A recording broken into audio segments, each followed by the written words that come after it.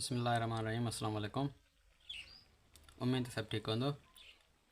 सो IBA तरफ़ां GST science जी taste है उहा पाण वटि कंडक्ट थी वई आहे ऐं पाण वटि अनऑफिशियल कीज़ भी पाण वटि जेको अवेलेबल आहिनि ऐं ऑफिशियल कीज़ पाण वटि जेको आहे मे बी हिकु अधु ॾींहं में जेको आहे पहुची वञे। सो पाण वटि काफ़ी सारो सवाल हुयो या काफ़ी सारा पाण वटि सवाल हुया त द रीज़न स्टूडेंट्स फेल। तो पाण वटि काफ़ी सारा शागिर्द काफ़ी कैंडिडेट्स जेको आहे तयारी त कंदा आहिनि टेस्ट जी, पर उहे जेको आहे फेल थी पवंदा आहिनि। उनजे पोयां रीज़न कहिड़ो आहे, छो उहे फेल थींदा आहिनि ऐं strategies of IBA to fail the students. IBA कहिड़ी पॉलिसी रखंदी आहे जो पाण वटि काफ़ी सारा शागिर्द जेको आहे छा थी वेंदा आहिनि, फेल थी पवंदा आहिनि। ऐं उनखां बाद पाण नेक्स्ट क्वेश्चन हुयो त what are the passing marks. पाण वटि पासिंग मार्क्स पाण वटि छा आहिनि। सो सभ खां पहिरियां जेकॾहिं पाण ॻाल्हि कयूं त द रीज़न स्टूडेंट्स फेल, पाण वटि शागिर्द छो फेल थींदा आहिनि। जेको सभ खां वधीक जेको पाण वटि अहम रीज़न आहे फेल थियण जो शागिर्दनि जो, उहो पाण वटि छा आहे, कंसिस्टेंसी न हुजणु। कंसिस्टेंसी न हुजणु। पाण छा कंदा आहियूं, जंहिं महिल बि पाण वटि सिलेबस ईंदो या वरी पाण वटि जेको आहे स्लिप ईंदी आहे त उनखां बाद जेको आहे पाण तयारी करणु शुरू कंदा आहियूं ऐं पाण कुझु ई टाइम में जेको आहे तयारी नथा करे सघूं। तयारी करण जे लाइ पाण खे हिकिड़ो ख़ासि टाइम जी ज़रूरत पवंदी आहे ऐं सब्जेक्ट्स खे पाण वटि जेको आहे काफ़ी सारो टाइम जेको आहे ॾियणो पवंदो आहे। ऐं पाण वरी छा कंदा आहियूं, जंहिं महिल पाण वटि स्लिप पहुची वेंदी आहे उनखां बाद पाण जेको आहे तयारी कंदा आहियूं। सो हिकु त रीज़न इहो आहे त पाण तयारी लेट स्टार्ट कंदा आहियूं ऐं ॿियो जेको पाण वटि रीज़न आहे तयारी या टेस्ट पास न करण जो, त उहो पाण वटि इहो आहे त पाण सिर्फ़ु जेको आहे शयुनि खे जेको आहे यादि करण जी कोशिशि कंदा आहियूं।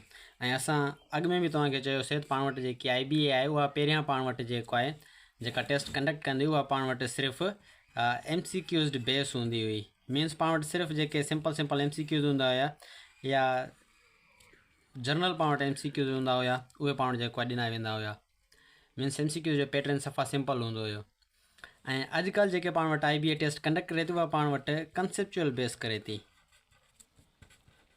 अॼुकल्ह जेका पाण टेस्ट कंडक्ट थिए थी उहा पाण वटि छा थिए थी, कंसेप्चुअल बेस थिए थी।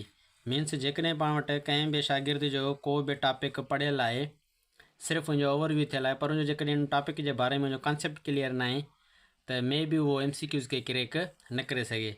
छाकाणि त पाण वटि IBA मोस्टली जेको आहे अॼुकल्ह कॉन्सेप्ट खे फॉलो करे थी। मीन्स जेकॾहिं पाण IBA जा सवाल ॾिसूं जेके इन GST साइंस में आया आहिनि त उहे सॼा पाण वटि कॉन्सेप्चुअल बेस हुया, चाहे फिज़िक्स में हुजनि, केमिस्ट्री में हुजनि या वरी पाण वटि जेको आहे उहे बायोलॉजी में हुजनि। ऐं जनरल नॉलेज पाण वटि उहो सब्जेक्ट आहे जेको पाण वटि जंहिंमें पाण खे कॉन्सेप्ट वग़ैरह ज़रूरत न पवंदी आहे, उनखे सिर्फ़ु पाण खे मेमोराइज़ करिणो पवंदो आहे, यादि करिणो पवंदो आहे। पर उहे अॼुकल्ह जनरल नॉलेज में बि जेको आहे पाण वटि छा वठंदा कॉन्सेप्ट। अॻु में पाण वटि डेट्स वग़ैरह ॾींदा हुया त उहा कहिड़ी ऑर्गेनाइज़ेशन कहिड़ी डेट ते जेको आहे थी हुई ऐं उन सां गॾु पाण वटि कहिड़ो पर्सनैलिटी जेको आहे कहिड़ी डेट ते कहिड़ो उन ख़ासि कमु सां अंजाम ॾिनो हुयो। पर अॼुकल्ह पाण वटि उहे डेट्स वग़ैरह खे फॉलो नथा कनि। अॼुकल्ह उहे पाण वटि चवनि था त जेकॾहिं मिसाल पाण का ऑर्गेनाइज़ेशन आहे त उनजो पाण वटि मक़सदु कहिड़ो आहे, कमु कहिड़ो आहे। सो उनखे पाण खे जेकॾहिं पाण उनजी डिटेल में स्टडी न थियल हूंदी कंहिं बि ऑर्गेनाइज़ेशन जे बारे में, हिकिड़ो मिसाल पाण वठूं था UNO जो, त मिसाल पाण वटि UNO United Nation of Organisation जेका पाण वटि ऑर्गेनाइज़ेशन आहे UNO, त हाणे पाण सिर्फ़ु इंजी पाण मिसाल इंजी पाण डेट यादि करे छॾींदा आहियूं त पाण वटि UNO जेको आहे 24 अक्टूबर 1945 ते जेको आहे पाण वटि छा थी वजूद में आई। हाणे पाण सिर्फ़ु इंजी डेट त वजूद में आई थी, पाण जेको आहे ख़बर पइजी वई त पाण वटि जेको आहे 24 अक्टूबर 1945 में वजूद में आई। पर हाणे इनजे पोयां पाण वटि छो वजूद में आई, उनजा रीज़न्स कहिड़ा हुया ऐं उनजूं पाण वटि ब्रांचिस कहिड़ियूं आहिनि, इन जा कम कहिड़ा आहिनि, उहे सॼियूं शयूं पाण वटि जेको अॼुकल्ह वरी पुछियूं वेंदियूं आहिनि। सो कटे सटे ॻाल्हि इहा त पाण वटि जेकी IBA आहे उहा पाण वटि कॉन्सेप्ट खे फॉलो करे थी। ऐं हिकिड़ी ॿी जेको पाण वटि सुवालु आहे त IBA जी कहिड़ो तरीक़ो आहे, पैटर्न आहे जो काफ़ी सारा शागिर्द उन IBA जी टेस्ट में फेल थी पवंदा आहिनि, इवन दो उहे पाण वटि महिनत बि कंदा आहिनि। उनजे पोयां पाण वटि IBA जी हिकिड़ी अहम स्ट्रेटजी इहा आहे त उहो पाण वटि MCQs जेके सवाल वग़ैरह हूंदा आहिनि उन्हनि खे लेंदी करे वेंदी आहे। MCQs खे मीन्स पाण वटि जेके MCQs हूंदा आहिनि उन्हनि खे तमामु घणो हाइ कयो वेंदो। हाणे जेकी तव्हां टेस्ट कंडक्ट ॾिनी हूंदी त उन में पाण वटि जेके MCQs हाणे हिकिड़ो पाण वटि जेकॾहिं ऑप्शन आहे त उन ऑप्शन जी पाण वटि 1.5 लाइन हुजे, वरी ॿिएं ऑप्शन जी बि लाइन मुकमिल हुई, टें ऑप्शन जी बि लाइन मुकमिल, चौथी ऑप्शन जी बि लाइन पाण वटि मुकमिल। सो पाण वटि हिते टाइम तमामु घणो कंज़्यूम थी वेंदो आहे। सभ खां अहम रीज़न जेको हूंदो आहे पाण वटि जेके शागिर्द पढ़ंदा बि आहिनि पर उनजे बावजूद भी उहे कलरफुल मार्क्स न खणी सघंदा आहिनि, त उनजो रीज़न पाण वटि छा आहे? उनजो रीज़न पाण वटि आहे टाइम मैनेजमेंट न हुजणु। टाइम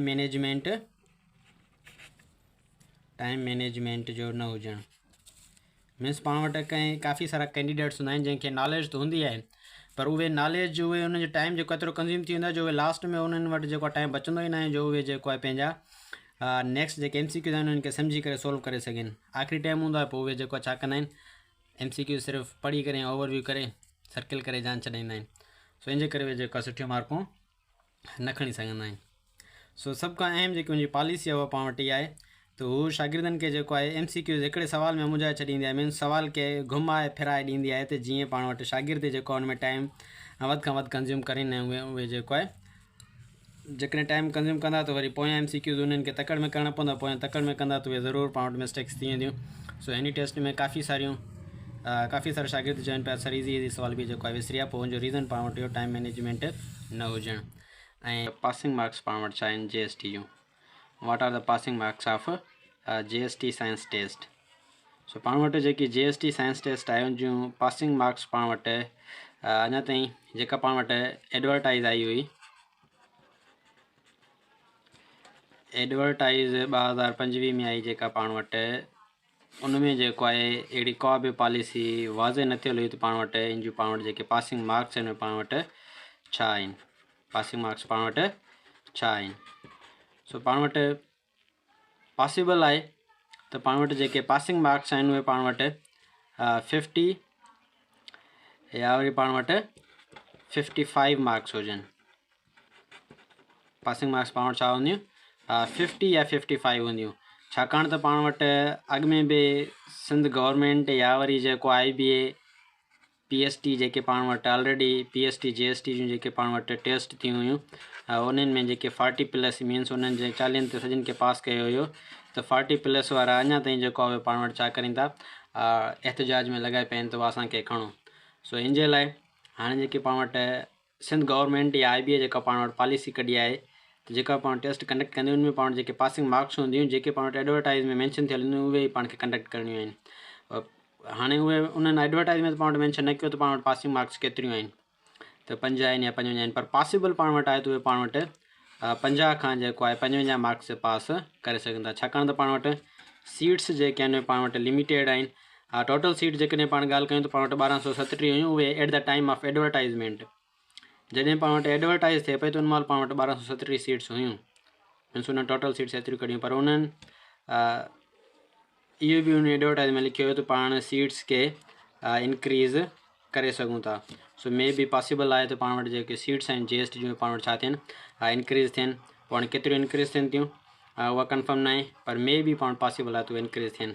ऐं जेके पाण पासिंग मार्क्स हूंदियूं उहे पाण वटि 50 या 55 हूंदियूं, 40 पाण वटि जेके मार्क्स आहिनि उहे पाण वटि कतई जेको आहे हुनजे लाइ पास जे लाइ एलिजिबल न हूंदियूं, पाण वटि पासिंग मार्क्स 50 या वरी जेको आहे 55 हूंदियूं। ऐं उन सां गॾो गॾु इहे बि पाण वटि एडवर्टाइज़ में मेंशन न आहे थियल त बाबा इहे जेकी पाण वटि JST जी पाण वटि टेस्ट आहे उहा विदाउट इंटरव्यू थींदी, विदाउट इंटरव्यू। पास 50 खां 55 आहिनि ऐं हीअ सिर्फ़ु पाण पासिंग मार्क्स आहिनि, पर पाण वटि जेकी सीट आहे उहा एक्सपेक्टेड आहे त पाण वटि 60+ जेके मार्क्स आहिनि उन्हनि ताईं जेको आहे 60+ ताईं जेको आहे पाण वटि सीट वञी सघे थी। पाण वटि कुझु एरियाज़ अहिड़ा हूंदा जिते पाण वटि सीट जेको आहे उहा 50 ताईं बि वञी सघे थी, पर मैक्सिमम जेके पाण वटि डिस्ट्रिक्ट्स आहिनि उनमें जेकी पाण वटि सीट वेंदी उहा पाण वटि 60+ ताईं या 60 ताईं वेंदी, छाकाणि त सीटां पाण वटि तमामु घटि आहिनि ऐं काफ़ी सारा कैंडिडेट्स पाण वटि पास थियल काफ़ी सारा हूंदा। सो पॉसिबल आहे त पाण वटि जेका सीट हुजे उहा पाण वटि 60 ताईं वञी सघे थी, उहे बि उन्हनि एरियाज़ में जिते पाण कॉम्पिटिशन वधीक आहे। जेकॾहिं कोई अहिड़ो एरिया आहे जिते पाण कॉम्पिटिशन घटि आहे त हुते पाण वटि सीट वरी जेको आहे पाण वटि 50 ते बि वञी सघे थी। सो पाण वटि जेको थी वियो सो थी वियो। सो अॻिते जेको आहे हाणे पाण छा कंदा आहियूं, पाण एट ए टाइम जेको आहे तयारी कंदा आहियूं, जीअं पाण वटि स्लिप वग़ैरह ईंदी आहे, स्लिप खां बाद जेको आहे पाण छा कंदा आहियूं तयारी करणु शुरू करे छॾींदा आहियूं। स्लिप खां बाद पाण छा कंदा आहियूं तयारी करणु शुरू कंदा आहियूं। सो पाण खे जेकॾहिं कंहिं बि जॉब खे हासिलु करिणो आहे त जॉब खे हासिलु करण जे लाइ पाण खे उनजी एडवांस प्लानिंग करणी पवंदी। मीन्स पाण खे हाणे सां हाणे उनजी तयारी करणी पवंदी।